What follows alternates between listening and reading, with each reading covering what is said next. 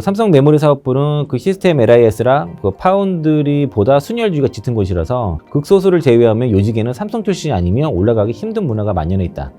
반면에 SK하이닉스에 와서 놀란 건 삼성 출신뿐만 아니라 비교적 덜 알려진 소프트웨어 기업 출신까지 핵심 요직에서 실적으로 인정받고 있다는 점이 크게 그런 차이가 있었다는 거고요. 실제로 SK하이닉스가 세계 최초 321도 낸드 개발을 성공했는데 여기를 이끈 그 최정달 부사장이 자랑스러운 삼성 인상까지 받으신 분이고요.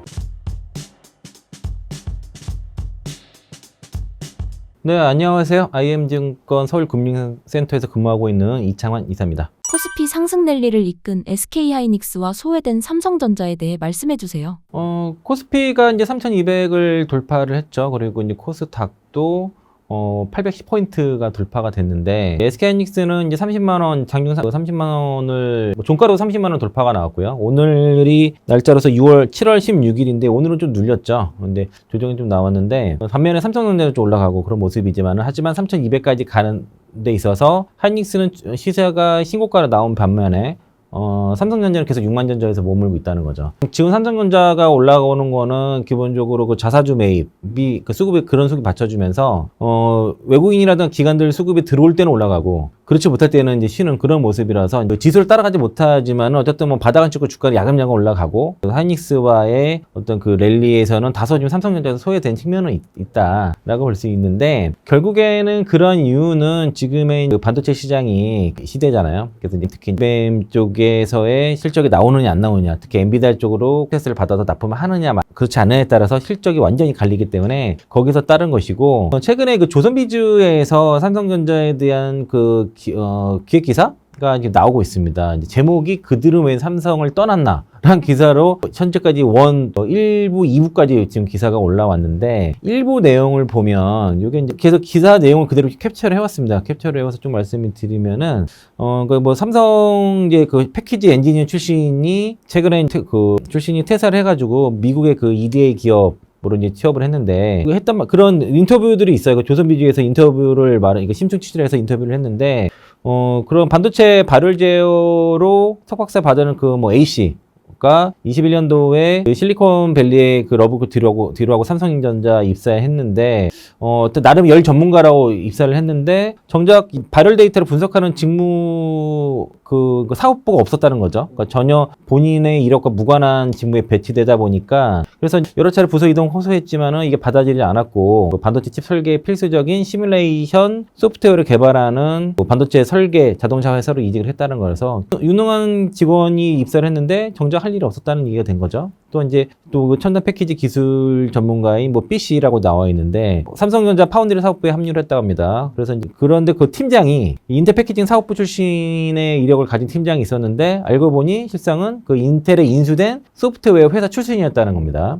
그래서 B 팀장은 그 차세대 패키징 프로젝트에 대한 이해대가 전무했고, 팀에 할당된 프로젝트도 제대로 돌아가지 않았다. 그래서 인사 담당 조직이 인텔이라는 이름만 믿고 검증 없이 채용한 결과였다. 그래서 그 B 팀장이 기술적 논의가 불가능한 BC는 그 팀장, 기술적 논의가 불가능한 리더 밑에서 일해야 하는 난감한 현실을 마주해야 했다. 뭐 이런 얘기를 했고요. 그리고 그래서 이제 그 삼성전자의 그 전체 직원 기준으로 퇴사자 숫자가 그 지난해 6,459명으로 늘었다고 합니다. 22년도에 6,189명이었는데, 여기 인력의 숫자가 되게 중요한 게 석박사급이에요, 대부분이. 네, 그런 이제 인재들이 이제 이탈이 좀 나갔다는 게 이제 삼성전자 내부에서도 특히 이제 반도체 부분, DS 부분에서의 이탈이 컸다는 거고요. 삼성전자 안팎으로에도 위기감이 있다는 얘기고, 그리고 그런 문제, 조선비지에서 취재한 내용을 종합적으로 보면은 다수의 전직 삼성전자 엔지니어들은 그 개개인의 전문성을 고려하지 않은 인사와 그리고 보수적인 현장 상황의 무지한 경영진의 탁상 행정을 문제로 꼽았다고 합니다. 그래서 이제 권오현 전 회장 퇴임 이후에 사업지원 TF가 반도체 부분에 대한 인사 재무 등의 권한을 강화하면서 오랜 기간 삼성 반도체가 지켜온 독립성과 전문성을 잃었다는 평가를 받는다라고 하고요. 또 R&D나 그 설비 투자마저 일일이 점검받아야 하는 체제로 바뀌면서 그 반도체 경영 위기에 봉착했다는 분석이 이제 지배적이다라는 그런 뉴스가 있고, 그 메모리 사업부에 비해서 전반적으로 파운드리라든가 그 시스템 반도체 쪽에서의 그 처우는 좀 열악하다고 합니다. 이제 뭐 시스템 그 LSI라든가 파운드리 산업부 자체가 지금 존립에 대한 우려, 분사의 얘기도 막 있는 상황이다 보니까, 그래서 이제 실적도 안 좋고 하다 보니까 안팎으로 직원들의 사기도 상당히 많이 떨어진 상태고, 그리고 과거에는 어쨌든 요게 이제 다 인터뷰 기사에 인터뷰 기사예요, 전부 다. 그래서 이제 과거에는 그 메모리 사업부에서 넘어온 임원들의 그 파운드리 사업에 대한 몰이해가 문제였다고 하면, 최근에는 외부에서 온 리더들이 그 담당 공정 외에는 전체 프로세스를 지금 전혀 이해하지 못하는 데서 문제가 생겼다고 그렇게 얘기하고 있고, 또 파운드리 공정은 사실은 굉장히 많은 그 공정 간의 호흡이 중요한데, 리더가 전체를 보지 못하면서 문제 해결과 그 공정 고도화 전략 수립이 지연이 됐다. 결국엔 부담은 기존 인력들의 몫이었다는 거고요. 전문성을 발휘하기 어려운 환경에 메모리 사업부 대비 고질적인 처우 격차와 그 승진 기회 부족이라는 박탈감까지 더해져서, 특히 이 파운드리 사업부 같은 경우에는 이직이 좀 많다라고 볼 수 있겠고요. 지난해 제가 들은 얘기가 거의 뭐 팀이 파운드리 사업부 한 팀이 막 36명 정도 뭐 그 정도 되는데, 거의 팀 전체가 이직할 수준으로 절반 이상이 이직을 했다, 뭐 그런 얘기 좀 들었었고요. 그리고 이제 이런 리더십의 문제는 삼성반도체의 오랜 병폐라는 지적입니다. 그래서 그 삼성전자 책임연구원 출신이 그 서울 10대 교수 한 분은 그 15년 전과 지금의 조직 문화가 달라진 게 없다. 메모리 사업에서 온 그 임원이 이 사업을 이해하는데 1년, 공동 프로젝트에 착수하는데 2년 걸린다는 거죠. 그러니까 3년 차가 되면 다른 산업부 옮기거나 회사를 떠나는 사이클이 10년 넘게 반복되고 있다는 겁니다. 그래서 R&D의 핵심이 지속성이 유지될 수 없는 상태라는 거고, 과거에도 도전적인 R&D는커녕 사고만 치지 말라는 문화가 팽배했는데, 이런 문화가 아직까지 변화되지 않고 있어 답답한 심정이다. 그러니까 제가 들었던 게, 뭔가 새로운 공정을 얘기하려면 너 그거 실패했을 경우에 책임질 수 있어? 실패하면 어떻게 할 건데, 이런 말들을 많이 들었다는 거죠. 그리고 이제 삼성 반도체의 그 채용과 내부 조직을 경험한 전직 엔지니어는 그 총체적인 인사 시스템의 문제도 지적을 했습니다. 팀장 없는 팀장들이 자신들의 자리를 지키기 위해서 유능한 인재를 제대로 평가하지 않는다며, 인사 조직은 어떤 인재가 필요한지에 대한 깊은 고민 없이 어디 출신을 뽑아야 한다는 그런 핵심 KPI 핵심 성과 지표에만 혈안이 되어 있다라고 얘기를 하고 있습니다. 근데 또 이제 그 AI 시대에서는 상당히 이런 그런 속도 유연성이 상당히 중요한데, 이런 걸 잃어버렸다는 게 이제 전직 엔지니어들 공통된 진단이었다는 거고요. 그 AI 시대에 적합한 제품을 만들기 위해서는 스피드와 집중력이 생명인데, 삼성 같은 대기업 이런 위에서 톱다운 방식으로 의사결정했을 때는 그런 구조적인 혁신은 불가능하다는 거고, 새로운 아키텍처를 시도하는 프로젝트가 복잡하고 보고 라인과 그 재무적 관점에서의 검토 과정에서 지연되거나 반려되는 일이 부지기 쓰였다라고 이런 삼성전자 출신 엔지니어들이 얘기를 하고 있습니다. 그리고 안정만을 추구하는 보수적인 선택이 성장의 발목을 잡았다는 비판도 있었는데요. 퀄컴이 그 모바일 어플리케이션, 그 모바일 AP 에서 축적되는 역량으로 해서 자동차, 뭐 사물 인터넷, 그리고 이런 쪽으로 확장을 하는 동안에 삼성은 그 시스템 LIS를 모바일 AP만 만드는 회사로 스스로 격화시켰다라고 좀 지적을 했고요. 자체 모뎀칩 기술 등 충분한 역량이 있었음에도 리더십 부재와 보수적인 사업 운영으로 다양한 분야를 확장 기회를 놓쳤다라고 좀 했습니다. 반도체 IP는 그 회사의 창의력과 개발 능력을 통해 반도체 시장에 4년에서 5년 뒤까지 내다보는 최첨단 프로젝트인데, 이게 자체 IP 개발을 통해서 중장기적인 삼성의 시스템 반도체 역량을 키우고자 하는 엔지니어들이 많았습니다. 실제로 지금도 사실 좀 있는데, 이런 그 상당한 실력 갖춘 엔지니어들이 다양한 그런 프로젝트를 제안하고 특허까지 출원해 등록할 정도로 성과를 냈었습니다. 그런데 이제 문제는 경영진들이 우리가 알아줄 수 있는 보고서 제출하라. 이게 무슨 얘기냐면, 중요한 얘기가 초등학생도 이해할 수 있는 수준의 보고서를 만들려고 그렇게 한 거예요. 그러다 보니까 이제 이런 고답적인 보고서 문화와 그 글로벌 반도체에 대한 이해도 부족이 많은 인재들이 이런 산업에 대한 이해가 부족하다 보니까 많은 인재들이 회사를 떠나게 된 거죠. 그 경영진들이 그 산업에 대한 이해가 부족하다 보니까 실제 엔지니어들이 많이 떠나게 됐고, 그중 일부는 뭐 ARM이라든가 브로드컴 보수가 돈 많이 주는 곳으로 이직을 하고 있고, 실제로 해외 하이닉스로도 이직 많이 했고요. 그리고 그 해외 반도체 기업으로 이직을 상당히 많이 했습니다. 그래서 이제 그 삼성전자 내부 인재가 많지만 그들이 적재적소에 쓰일 수 있는 권한부여 체계가 사라졌다라고 그 카톨릭대 명예교수분이 이제 지적을 했고요. 그 특히 조선비주에서 나온 기사, 두 번째 기사도 그들은 왜 삼성을 떠났냐, 두 번째 기사 제목이 공정 결합 축소하고 아이디어 도전 어려워. 경쟁사는 내부 경쟁으로 혁신. 이런 얘기가 나는데, 이제 1부에 의해서 2부의 내용을 보면은, 그러니까 삼성전자에서 10년 근무하다가 하이닉스로 이직을 한 거예요. 제안 받아서 이직을 했는데, 3년 전에 이제 이직을 했는데, 삼성전자랑 비슷할 그러니까 비슷할 것으로 예상을 했던 SK 하이닉스 조직 문화가 많이 달랐다는 겁니다. 가장 큰 차이점은 보고서로부터의 해방이었다는 겁니다. 삼성전자 시절에는 타부서와 공동 프로젝트 과정에서 공정 설계 결함을 발견해도 소속 부서의 불이익을 피하기 위해 사실을 축소 왜곡하는 보고가 일상이었다. 문제가 터지면 책임 전가를 위해 내탁 공방이 시작되기 때문이었다는 거고요. 또 이제 삼성전자에서 8년 근무하고선 이직한 그 30대 B 씨도 도전보다 책임 추궁이 앞서는 삼성전자의 조직 문화의 회의를 느낀다. 그래서 SK 하이닉스 입사 후 다른 기업 문화를 체감했다라고 말했습니다. SK 하이닉스는 다수의 개발 유족이 치열한 경쟁을 벌이고 여기서 개진된 아이디어를 바탕으로 경영진이 다양한 옵션을 고려하는 상향식 의사 결정이 정착돼 있었다는 거고요. 삼성전자는 그 기술 방향성을 정하기 이전에 책임 소재 찾기에 바빴다. 이거 아니면 이거 안 되면 네가 책임질 거라. 실제로 저 이 얘기 되게 많이 들었어요. 이게 출신 엔지니어들한테 이거 안 되면 네가 책임질 거냐고 했다는 얘기를 되게 많이 전해들었고, 말이 먼저 나오는 조직에서는 이런 말이 나오는 조직에서는 누구도 새로운 시도를 할 수 없었다라고 얘기를 하고 있습니다. 1990년대 이후에 삼성전자 메모리 사업부는 기술력으로 시장을 선도하면서 삼성 반도체의 심장 역할을 했습니다. 실제로 그 2000년대 후반, 그러니까 2020년 이전까지만 해도 그런 얘기를 좀 상당히 많이 들었고요. 2010년대에도 모바일 시대가 열리면서 경쟁사보다 기술력이 더 앞서 있었어요. 삼성전자 현주소는 고대역폭 메모리, 그 HBM이죠. 와 같은 그런 인공지능 메모리는 물론이고, 그동안의 강점을 보였던 D램, 낸드 프레시까지도 경쟁사에 뒤처지고 있다는 거고요. DDR5부터 하이닉스보다 기술력이 뒤처졌다는 얘기를 좀 전해두고 있습니다. 낸드 쪽에서도 하이닉스가 좀 더 앞서 나가기 시작했다 전해들었고, 4년에서 5년 전부터 삼성전자 출신들이 SK 하이닉스로 대거 이직을 했거든요. 최근에 더 많아지고 있답니다. 이런 현상은 단순히 급여 문제라기보다 경직된 연구개발 환경이라든가 인사 시스템 등이 원인이었다라고 얘기를 하고 있고요. 지금 실제로 삼성전자에서 20년 가까이 D램 미세 공정을 담당했던 50분이 2년 전에 하이닉스 이적해가지고 지금은 10나노 6세대 1C D램 개발을 주도하고 있다고 하고요. HBM 개발 과정에서 드러난 조직 문화의 차이를 보면, 도전의 대가로 책임 추구라는 꼬리표가 붙는 분야가 삼성전자는 고차가 되었다는 거고, 이게 삼성전자를 떠난 이들의 공통된 의견이었다는 겁니다. 사실 제가 이런 얘기를 2년 전에부터 했었어요. 2년 전에 방송에서 계속 삼성전자 얘기 나올 때 이런 얘기를 했었는데, 그때는 잘 얘기가 안 됐고, 먹히지 않았고, 작년부터 이제 그런 얘기 하신 분들이 많이 시장에 나타나면서, 많이들 이제 알고 계신 것 같습니다. 그 HBM 개발 과정에서도 SK 하이닉스는 HBM 적층 기술을 두고 내부적으로 여러 팀이 치열하게 경쟁하지만, 삼성전자는 실패하면 새로운 아이디어를 낸 사람이 책임을 다져하는 구조에 가깝다라고 하니까 여기서부터 이제 차이가 난 거고요. 가령 SK 하이닉스 패키징 팀 내에서 개발팀과 하이브리드 본딩 팀이 각자의 기술을 치열하게 경쟁을 하는데, 각 팀이 개발한 공정을 두고선 성능과 비용 등의 객관적인 데이터를 기반으로 해서 어떤 공정을 채택할지 결정한다는 겁니다.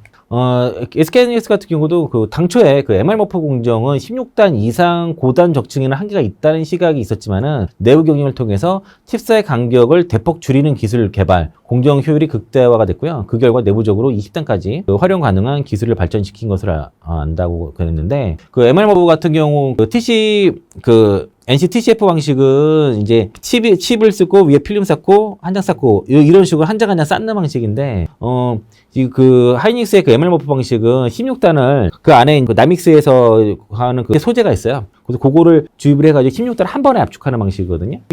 그 방식이 되게 어렵다고 했는데, 여기 하이닉스의 연구원 한 명이 칩과 칩 사이에 도포하는 물질에 따라서 수율이 달라진다는 거를 발견했어요. 그분이 담당 팀장 됐습니다.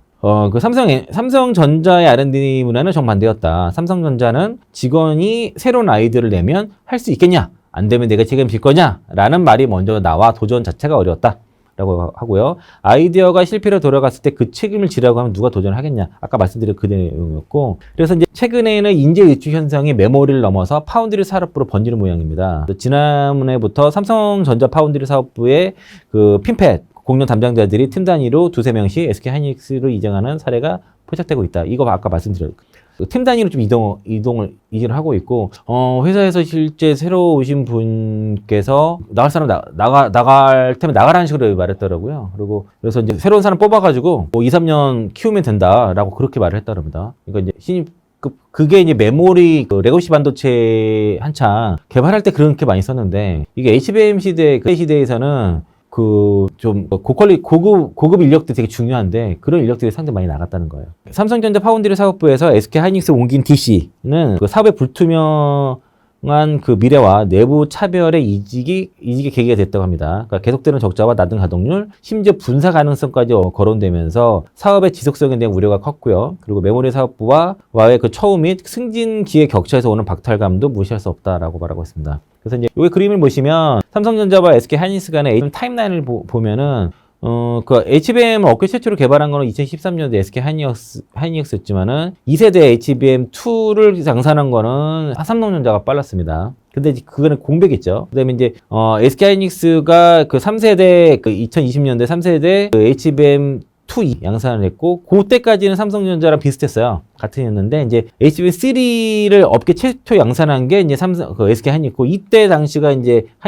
삼성전자가 HBM 쪽의 사업을 좀 접을 때였어요. 중단할 때였고, 그리고 이제 그러고 나서 이제 올해의 HBM3 SK 하이닉스는 최초 양산하면서 지난해 양산하면서 엔비디아에 공급을 했고, 삼성전자는 HBM3까지는 양산을 이제 23년도에 했지만, 여전히 HBM3E는 아직까지 엔비디아 퀄테스트를 받지 못한 상황이고, 올해 SK 하이닉스가 HBM4를 업계 처음으로 엔비디아 쪽에 샘플을 공급한 상태입니다. 그래서 이제 여기 이제 삼성전자 반도체 연구소에서 15년 넘게 근무하던 분이 SK 하이닉스로 이제 옮겼습니다. 이게 수석 연구원인데, 그분이 얘기하는 게 삼성 메모리 사업부는 시스템 LIS랑 파운드리보다 순혈주의가 짙은 곳이라서 극소수를 제외하면 요직에는 삼성 출신이 아니면 올라가기 힘든 문화가 만연해 있다.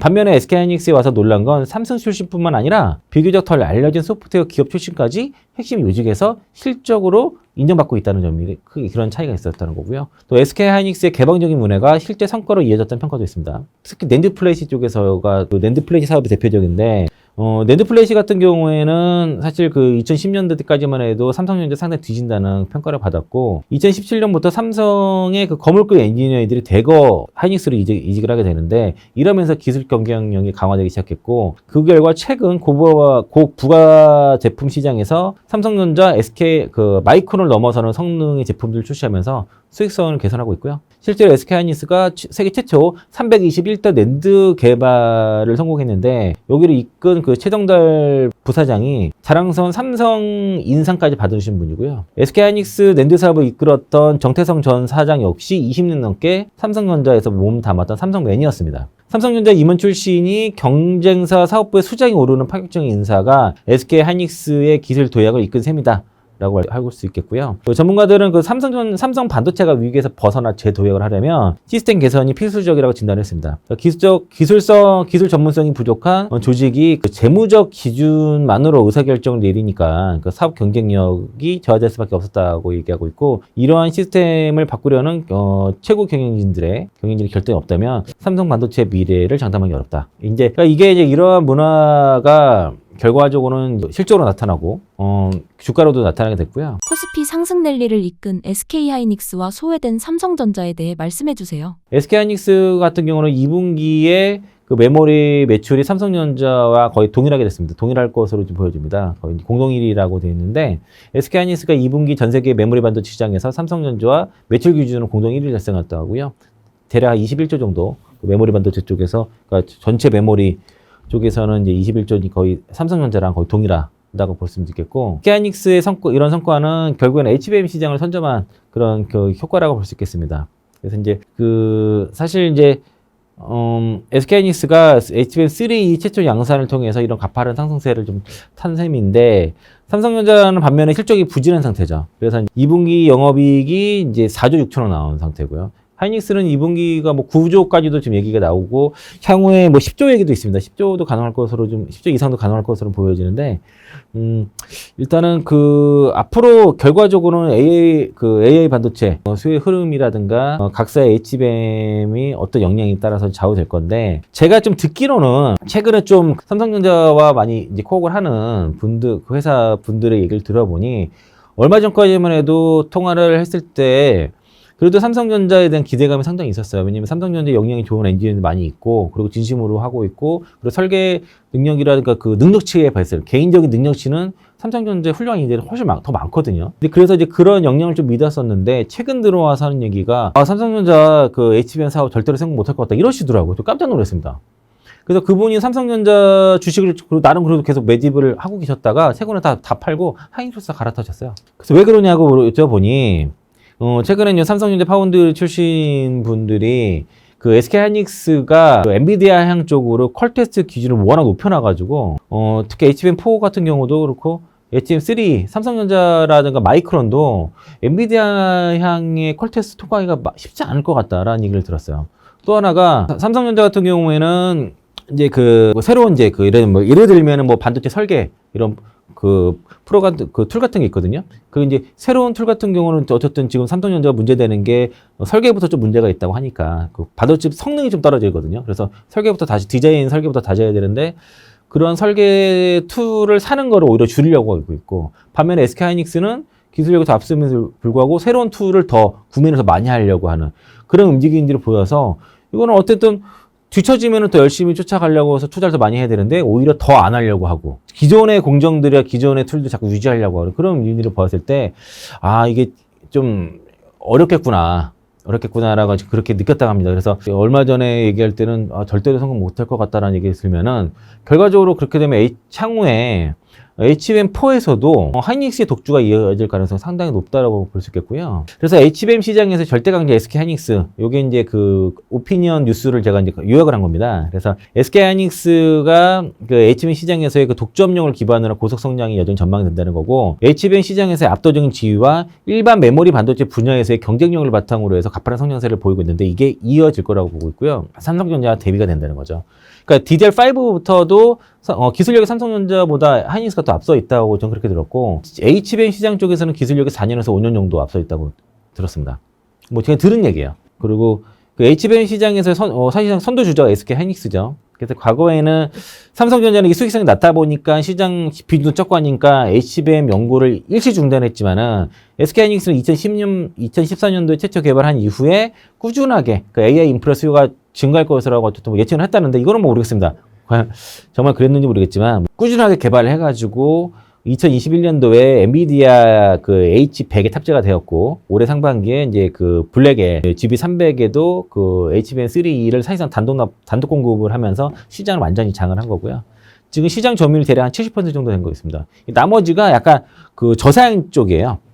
로우 레벨 쪽에서의 삼성전자가 이제 그렇게 들어가는 거고, 차세대 제품이 HBM4 개발에서도 경쟁에서 대비 속도 앞서고 있는 것으로 파악되고 있습니다. 그래서 이제 이 시장을 SK하이닉스가 상당히 이런 독점 구조가 점유율이 떨어지지 않고 계속 이어질 것으로 보여지고, 이게 증권사 전망과 좀 차이가 있어요. 제가 말씀드린 게 증권사 리포트 나온 30만 원대 중후반의 목표가 나오고 그 리포트 차이가 있는 거고요. HBM의 경쟁력은 레거시 반도체에서도 유지가 되고 있는 겁니다.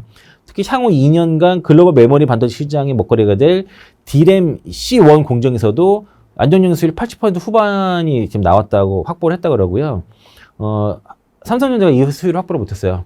여기서도 앞서고 있고, 그리고 이제 낸드 플레이 사업 역시도 재고 부담을 완화하고 AI 서버형 고용량 ESS 시장을 선도하면서 회복의 조짐이 나타나고 있다고 합니다.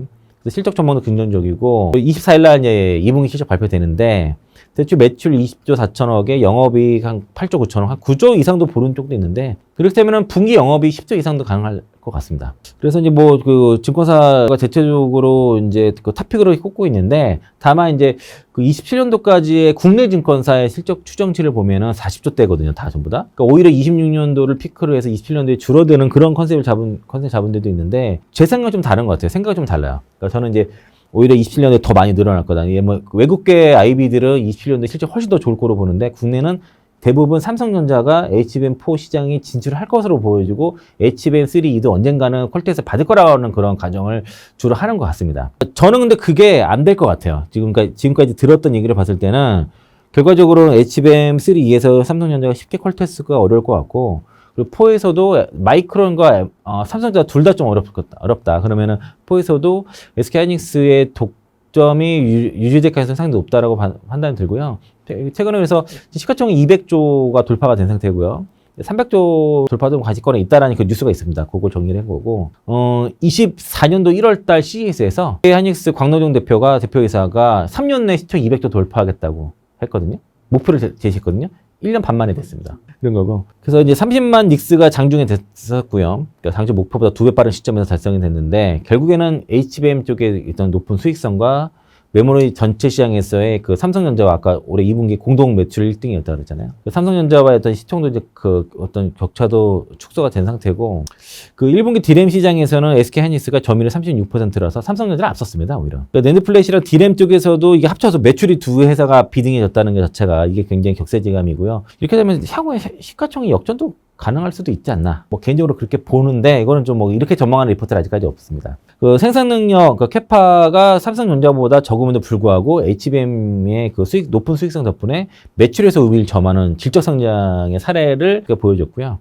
향후 실적 전망도 일단은 아까 9조 내외 정도 영업이익 정도로 보는데, 삼성전자 메모리 사업부의 추정 영업이익이 3조 정도인데요. 요게 뭐 3배 정도 가량 높다고 볼 수 되겠고, 하반기도 독주할 것 같다. 특히 이제 에피센3 12단을 탑재한 엔비디아의 블랙의 기반의 그 AI 가속기 GB300이 본격적으로 공급이 된다고 하면은 향후 영업이익이 훨씬 더 높게 달성이 되겠죠. 그래서 3분기 10조 가능한가? 이거 좀 기대해 보셔도 좋을 것 같고요. HBM 기술력 바탕으로 해서 반도체 판이 바꾸기 때문에 성장세가 다르다. 그러면은 신고가 같다고 해서 여기서 바로 이렇게 뭐 끝날 것인가? 그럴 것 같지가 않고 1차 릴레이 나오고 상당한 주가의 그 기간 조정, 위아래 박스권 조정 이후에 다시 이제 모멘텀을 받아서 2차 상승 랠리가 나오지 않겠냐, 그런 예상을 개인적으로 해보고 있고요. HBM4에서도 포 샘플을 고객사에 가장 먼저 공급한 게 바로 SK 하이닉스입니다. 지난 3월 달에 초기 버전으로 확인되는 그 샘플을 고객사에 엔비디아 쪽으로 공급했고,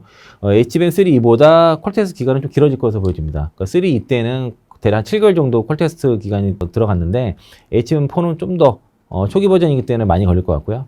기술 난이도도 올라갔고, 특히 이제 로직다의 파운드리 쪽에서의 그 생산하는 것들이 이게 TSMC 방식으로 좀 로직다의 자체를 SK하이닉스에서 예전에는 그러니까 3E까지는 반도체 회사가 다 했거든요. 로직다 설계도 다 했는데, 지금은 그 로직다의 설계 자체는 TSMC에서 해요. 그래서 이거를 그러고 나서 하이닉스에서 이걸 다시 이제 다시 추가 설계를 한 다음 다시 TSMC를 보내가지고 최종 완료를 하는데, 이게 쉽지가 않대요. 이게 굉장히 어렵다 그럽니다. 그래서 하이닉스가 삼성전자가 좀 따라오기 힘든 부분이 좀 있고, 그리고 이제 삼성전자 같은 경우는 HBM4 제작 샘플 제작에 전사 역량 집중하고 있으며, 일시 D램, 이게 이제 6세대입니다. 6세대 D램.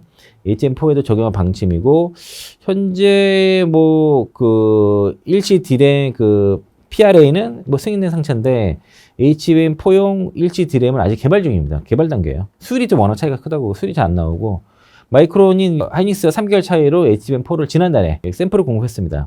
그래서 이제 순서는 하이닉스, 마이크론, 삼성전자 요 순으로 지금 HBM4 개발 속도가 빠르다라고 볼 수 있겠고요. 그리고 증권사들 목표가를 전체적으로 보면은 여기 하이닉스, 삼성전자, 마이크론에서 요게 이제 올해 추정치거든요. 연간 추정치고요. 그러니까 올해 보면 영업이익이 SK하이닉스가 더 높아요. 삼성전자보다 추정치가. 삼성전자가 29조가 안 되죠. 28조 5천억인데 하이닉스가 36조 7천억 정도 보고 있고요.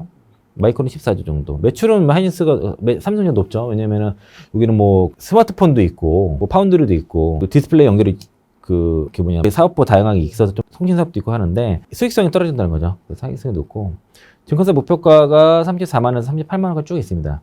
쭉 있는데, 미래에셋인가? 어디가 30만원 목표가 나왔는데, 거기는 27년도 역성장하는 걸, 매출 역성장을, 영업이익 역성장하는 걸 잡아놨더라고요. 그게 이제 점유율이 떨어질 거다. HBM 쪽 시장에서 점유율이 떨어질 거다. 이렇게 보는데, 제가 보는 관점은 지금 좀 말씀드린 거죠. 그건 아닌 거죠. HBM4에서도 삼성전자 독주가 이어질 거기 때문에, 오히려 점유율이 유지되거나 더 증가할 거라서 보는 거고요. 오히려 해외 IB들이 더 목표가가 높습니다. 전체적으로.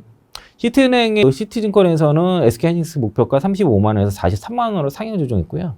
2분기 영업이익 9조 1천억 예상하고 있고 디램 출하량 증가 및 그 HBM 매출 기여도가 전체 디램 매출이 50% 육박하는 강력한 성장세. 올해 하반기 디램 낸드 그 ASP 증가율 전망치를 상향 조정하면서 목표가 43만 원까지 올렸습니다. 요게 그 하이닉스 리포트 중에 가장 유명한 게 맥커리예요, 맥커리. 맥커리가 그 26년도 올해는 44조 정도 영업이익을 예상하고요. 내년도에 68조에서 69조, 또 27년도에 90조 영업이익 전망했습니다. 27년도에. 그러니까 미래에셋증권이 내년에 43조에 내후년에 27년도에 42조 이런 식으로 전망했는데 거의 2배예요. 그러면 시가총액 지금 200조 좀 넘었으니까 영업이익 90조면은 그쵸.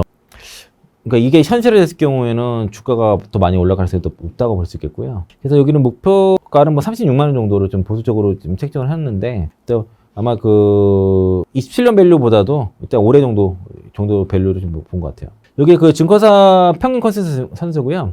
그러니까 SK하이닉스 같은 경우에 그 올해 이제 영업이익 기준으로 먼저 보겠습니다. 그래서 올해 36조, 내년에 40조, 27년도에 42조 정도. 이게 지금 증권사마다 좀 최근에 이거부터 올라가요. 추정치 올라가는 추세인데 뭐 이 정도고 그러니까 이게 내년도 영업이익 40조라는 얘기는 분기 영업이익 10조가 넘어간다는 얘기잖아요. 앞으로 그런 시대가 온다는 거고 그렇게 되면은 지금 여기서 주가가 끝나겠는가 생각을 해본 거죠. 그렇다고 해서 삼성전자를 지금 너무 비관할 필요는 없습니다. 네, 오늘 나온 이슈가 그 엔비디아가 H20을 그 반도체를 중국에 대중국 수출할 수 있도록 지금 미중 간에 협상을 했다는 거고요. 기존에 그 엔비디아가 H20에 대한 제고가 좀 많았었는데 이걸 다 털 수 있게 되었고 그리고 AMD도 대중국 H 수출 재개를 한다고 발표를 했습니다. 그래서 그 H20 다음에 B30을 개발할 예정이었어요. 여기에는 이제 삼성전자가 꽤 들어갑니다. 그 GDDR7이 들어가기 때문에 삼성전자 그래서 여기 좀 수혜가 되기 때문에 그래서 이제 중국향으로 뭐 마진이 많이 남고 그렇지는 않겠지만은 어쨌든 그 대중국 AI 칩에 들어가는 그 GDDR7과 그러니까 반도체를 결국에는 삼성전자가 공부를 해서 AMD라든가 공부를 하기 때문에 요거에 대한 수혜가 있어서 아마 이 이슈 때문에 주가가 오늘 장에서 상승이 나왔고요. 지금 삼성전자랑 SK하이닉스를 외국인들이 영수를 잡는 것 같습니다. 두 개가 수급에 같이 들어온 날이 별로 없어요. 한쪽이 매수가 나오면 한쪽이 매도가 나오고 이런 모습인데 어떤 이런 이슈 때문에 삼성전자도 반등이 나오고 그리고 지금 자사주 매입을 하면서 저점을 받치면서 수급에 들어오면 주가가 올라가고 이런 모습을 보이니까 만약에 이제 내가 하이닉스 좀 고가권의 종목 좀 부담스럽다면은 삼성전자 그냥 가지고 버티셔서 쭉 수가 상승 노리셔도 될 것 같고요. 대략 제가 이거 매매하시는 분들이 그럼 언제쯤 매도를 하고 싶으세요라고 물어보면은 그 진짜 뭐 전문가라든가 증권사 직원들 말씀 들어보면은 대략 68,000원에서 69,000원 정도 라인인 것 같아요. 그 정도에서는 좀 팔고 싶어 하시는 것 같아요. 그렇게 염두에 보시고 지금 갖고 계시다면은 뭐 가져가셔도 좋을 것 같습니다. 저는 이제 다만 이제 SK하이닉스가 HM4에서도 독과점을 유지를 하면서 어느 정도 박스권 지난 이후에 기간 조정 이후에 2차 랠리가 나오지 않을까 뭐 그런 기대를 하고 있고요. 그래서 그러한 근거에 대해서는 이 시대에 있어서 HBM 시장을 하이닉스가 다 장악할 것 같다라는 관점에서 말씀드리겠습니다. 중국 전기차 산업의 가능성을 어떻게 보시나요? 사실 지난달에도 살짝 언급을 좀 드렸던 것 같긴 한데 그러니까 제가 6월 18일 기준으로 2차 전지를 더 이상 2차 전지 주가는 바닥이 온 것 같다라고 말씀을 드렸었어요. 그리고 나서 주가들이 좀 올라왔죠. 실제로. 특히 이제 그 많이 올라왔던 게 포스코홀딩스라든가 LG화학이라든가 뭐 SK이노베이션 이런 종목들 올라왔는데 그게 이런 그 중국의 구조조정 그 감산 이슈랑 맞물린 겁니다. 그러니까 이제 전기차에 대한 감산도 있지만은 그 더 이상 가격 그 내권식 경쟁이라고 그때 말씀드렸는데 더 이상 가격 경쟁하지 말도록 하고 그렇게 되면 이제 아무래도 이제 그 생산을 무분별하게 하기가 좀 부담스럽죠. 근데 거기에 들어가는 게 전기차뿐만 아니라 태양광이라든가 철강 화학 쪽. 그러니까 그런 것들 이제 감산 이슈가 되다 보니까 본업이 2차 전지가 아니라 본업을 원래 뭐 철강이라든가 화학을 가지고 있으면서 2차 전지 소재를 했던 기업들이 주가 반응이 셌던 거예요. 그래서 이제 소위 말해서 이제 그 감산 이슈, 중국발 감산 이슈. 요게 지금 2차 전지 반등이 나왔던 이슈인데, 그 정도의 차이 있었던 거는 아까 이제 그 실제 수혜가 되느냐 여부가 좀 차이가 있었던 거고, 중국 공산당에서 그 산업 가격 경쟁에 대해서 단속을 촉구를 했고요. 그러니까 무분별한 가격 경쟁이 사회 자원을 낭비를 하고 지속 불가능한 부채, 장기 경제 성장을 위협 초래한다라고 지금 얘기를 하고 있습니다. 그래서 태양광, 배터리, 전기차, 전자상 같은 특정 산업을 지목해서 여기에 대해서 가격 경쟁하지 말아라고 하고 있어요. 그전에는 이제 법이 완비가 안 돼서 가지고 많이 피해 나가고 좀 봐주기도 하고 그랬는데, 그래서 이제 그 지방정부의 행태도 좀 비판했습니다. 단기 투자 유치를 위해서 세금 감면, 보조금이라든가 토지 혜택을 과도하게 지금 줬다는 거고, 지금은 그 돈이 없어요. 지방정부들이 그게 많이 부족해서. 그래서 파산할 기업을 계속 보조금 주면서 버티도록 한 거죠. 이런 것들이 계속 공급과잉의 악순환인 거고, 지금은 하도 그런 공급과잉이 심하다 보니까 더 이상 이걸 놔뒀다가는 중국도 문제가 되는 그런 상황까지 몰렸다고 보시면 되겠고요. 그래서 이제 그 정부가 지나친 경쟁과 가격 전쟁의 폐해를 공식적으로 인정했습니다. 이런 구조적인 문제를 인식했고, 이거를 해소해 나가야 된다. 공급과잉을 해소하고 내수 확대 가능성의 필요성을 강조를 했지만, 문제는 이거를 너무 과도하게 그 공급과잉을 감산을 할 경우에는 일자리가 많이 날아가거든요. 일자리 우려 때문에 이걸 빠르게 할 수 없다는 거죠. 단기적인 해법은 어렵다라는 것도 인정을 했고요. 그래서 이제 이건 이제 근본적으로 중국이 성장해왔던, 최근에 시진핑 정권 하에서 성장해왔던 이런 경제 모델에 영향을 주는 사안이라서 빨리 해결은 안 될 거지만, 어쨌든 정책에 대한 방향 인식 변화가 있다 정도로 판단하시면 좋을 것 같고요. 그래서 이런 그 중국 정부가 지나친 산업 경쟁이라든가 가격 점핑에 대해서 제동을 걸고 내수 확대라든가 산업 구조 개선에 나설 것으로 보이지만 당장은 어렵다. 하지만 이제 그런 기대감이 일단 주가로서 반영이 됐고, 오늘은 이제 시장 전체가 이제 그 스테이블 코인 관련된 법안이 미 하원에서 이제 부결되면서 다시 뭐 재표를 하겠다 하면서 이제 그 국채 금리가 튀었어요. 10년물이 4.5 터치하고 30년물 5%가 넘어가는, 그러면서 이게 또 이제 국내 바이오라든가 뭐 성장주들한테 영향을 좀 주고 차익 실현의 빌미가 됐죠. 외국인들이 오늘 비차익으로 매도를 상당히 많이 했는데 차익 실현 빌미가 되면서 뭐 종목들이 좀 밀렸다라고 볼 수 있겠고요. 이런 이제 지금 중국에서의 그 산업 구조적 과잉 생산 문제 같은 경우는 아까 말씀드린 그런 단순히 전기차에 국한된 게 아니라 뭐 철강, 정유화, 산업, 알루미늄, 전기차, 태양광 등에 다 이게 전체적으로 전개될 가능성이 높고, 아직까지는 구체적인 지금 정책이 나온 건 아닙니다. 다만 이제 기대감이 반영이 됐다라고 보시면 되겠고요. 오늘은 그 비아디가 사실 제일 문제예요. 그 비아디 같은 경우에 국내에서 아토3 출시가 됐지 않습니까? 근데 그거 잘 안 팔렸어요. 안 팔렸는데, 뭐, 제주도 렌트 뭐 진출한다는 얘기도 있고. 문제는 그거 SOC 정보를 제공하지 못해서 1년 후에 제공하겠다는 약속을 하고서 환경부 인증 받았는데, 저는 개인적으로 그거 인증 중 환경부 직원들 문책해야 된다고 생각합니다. 어느 누구도 그런 혜택을 받은 기억이 없어요. 기준이 맞지 않았는데 1년 후에 그걸 하겠다고 해서 이걸 통과시키는 그런 사례가 없어. 단 한 번도 없었어. 어느 자동차 업체도 그런 특혜를 받은 적이 없는데, 유독 비아디만 국내에서 지금 특혜를 받았다는 거죠. 지금 실 같은 경우는 국내에 또 들어올 텐데, 그것도 마찬가지로 그런 식으로 특혜를 준다고 했을 때 문제가 된다고 보겠고요. 오늘 그 이재명 대통령이 그 환경부랑 산업부랑 문책했다 그러더라고요. 중국 전기차에다 보조금을 많이 준 행태에 대해서 상당히 문책을 했다고 하기 때문에, 그래서 중국 전기차에다 보조금 주는 문제가 좀 문제 삼아야 됩니다. 그러니까 기준을 엄격하게 대야죠. 왜 국산 전기차에 대해서는 기준대로 적용하면서 왜 중국 전기차는 사정을 봐주냐, 말이 안 된다고 생각하고요. 비아디가 중국 내에서도 추료 경쟁을 하면서 협력 업체를 압박을 계속 해왔다는 겁니다. 그 중국 전기차 시장이 심화된 가격 경쟁으로 인해서 비아디를 비롯한 주요 업체들이 협력사들의 부담을 전가시키고 있다는 분석이 나왔고요. 이게 결과적으로는 전기차 공급 과잉과 중국 내 소비 부진을 따른 것으로 보이는데, 비아디 같은 경우에 이제 그 할인을 엄청나게 하다 보니까 공급 업체로부터 이제 단가 인하 압력이라든가 또 대금 지원을 대놓고 요구하고 있다는 겁니다. 지난번에 이제 그 전기차 34% 판매하겠다 하니까 지난해 11월 때 협력사들한테 납품가 10% 낮추라고 요구를 했고요. 그리고 비아디 같은 경우에는 협력 업체들한테 현금 대신에 디체인이라는 전자 약속음을 발행하거든요. 이게 이제 은행음이 아니라 비아디가 그 지급 보증서 같은 거예요. 그래서 이제 이거를 해당 비용을 현금화까지 1년 가까이 걸리기도 하고, 그래서 이제 비아디 같은 경우에 5년간 매출 6배 증가했는데, 협력업체들은 그 협력업체들에 대한 채무가 9배 늘었습니다. 9배. 매출보다 부채가 더 많이 늘어났어요. 비아드가 새로운 공장과 설비 투자 자금을 조달하기 위해서 협력 업체들을 압박을 한 거죠. 그런 얘기가 있고, 그 업체들의 불만도 이게 사실 뭐 언제 그러니까 자금 압박이 있지만 결과적으로 주문을 계속 받기 위해서는 어쩔 수 없이 따르고 있다는 거고, 지금 그 비아드 매출이 뭐 25%를 차지함에도 불구하고 현금 흐름이 안 좋은 그런 그 회사도 있는 거고요. 중국정부에서 그래서 개입을 했습니다. 그래서 이런 문제에 대해서 우려를 표명하고 있고, 그 지난달 말에 그 전인대에서 경쟁법을 개정하면서 뭐 대기업이 부당한 지급 조건을 설정하거나 협력 업체에게 배타적 계약을 강요하는 것을 금지하는 조항을 추가했습니다. 그래서 이제 그 비아드를 비롯한 10개 이상의 자동차 업체들이 지난달에 납품일로부터 60일 이내에 협력 업체에게 대금을 지급하고 약속을 했는데, 이거 잘 될까 모르겠어요. 좀 공급 업체들은 회의적인 반응을 하고 있습니다. 과연 저렇게 하고 약속 지킬까?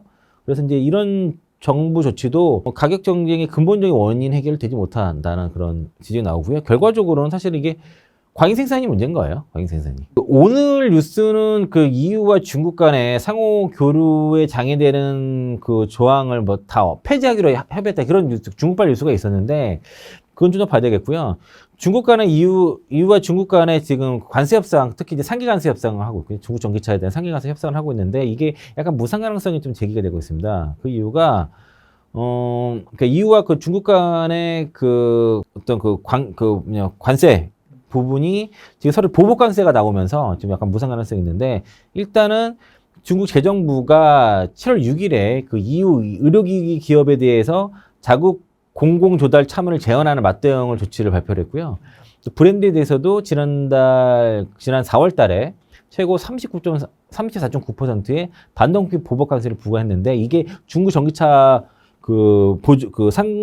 상계 관세랑 연관이 돼요. 이게 거기 맞대응 상태로 지금 부여한 건데, 다시 이제 EU에다가 뭔가 이런 식으로 제안을 한다는 것 자체가 EU와 중국 간의 협상이 좀 쉽지 않다는 건데, 오늘 뉴스도 약간 다른 이지만은 지금 최근에 나온 뉴스를 봤을 때는 중국 전기차에 대한 상계 관세 협상이 쉽지 않은 걸 보여주고 있고요. 미국과의 갈등이 인승 상태에서 EU와 중국 간의 어떤 관계 모색을 했지만은 최근에 중국의 보복 관세로 인해서 좀 무위로 돌아갔다라고 표현할 수 있겠고, 그리고 왕이 중앙 외판공실 주임이, 이분이 되게 또 신중하신 분인데 최근에 말실수를 했어요. 러시아가 전쟁을 패할 경우 미국의 초점이 중국으로 옮겨갈 수 있기 때문에 러시아의 패배를 받아들일 수 없다라고 언급을 했거든요. 이게 사실 좀 문제가 좀 됐습니다. 그러니까 그 상계관세를 매긴 이유 중에 하나가, 또 이제 EU가 중국을 믿지 못한 이유가 러시아 우크라이나 전쟁에 러시아를 좀 지원하고 있다, 그런 의혹을 갖고 있거든요. 뭐 의심을 받을 것 같고, 독일 외무장관 같은 경우도 그 중국 경제 성공이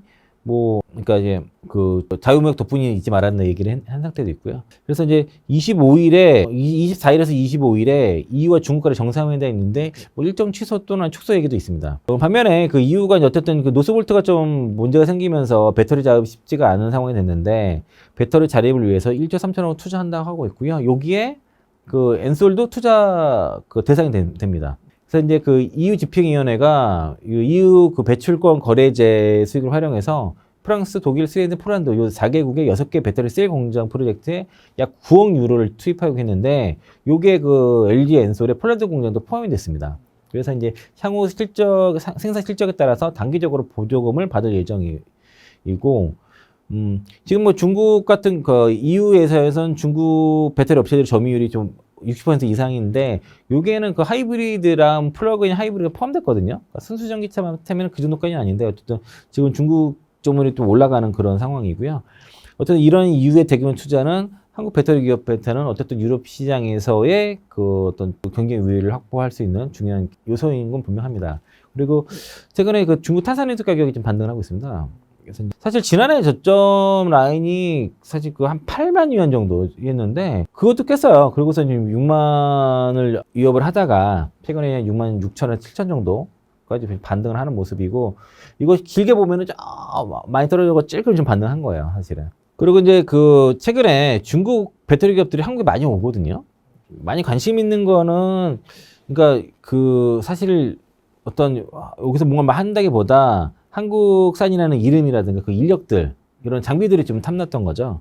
그래서 이제 요게 그 더벨 그 이선 전문 기자가 그 작성한 좀 기사인데, 결국 한국의 이름값과 인프라만 필요하다고 그렇게 얘기를 했다 그러고요. 중국 업체 인사가 한 얘기가 중국에서는 배터리 기업이 망해도 다른 지방 정부에서 가서 또 보조금 받고 창업하면 그만이다 이렇게 얘기를 했습니다. 지금은 이제 중국은 변수가 아닌 상수가 된 지 오래됐다는 거고요. 수많은 배터리 기업들이 등장했다 사라져도 다시 이전만큼 증가하는 게 중국이라는 겁니다. 중국 전기차 보조금 지급 대상에서 우리 기업이 제외되는 게 이게 사드 사태 때문이에요.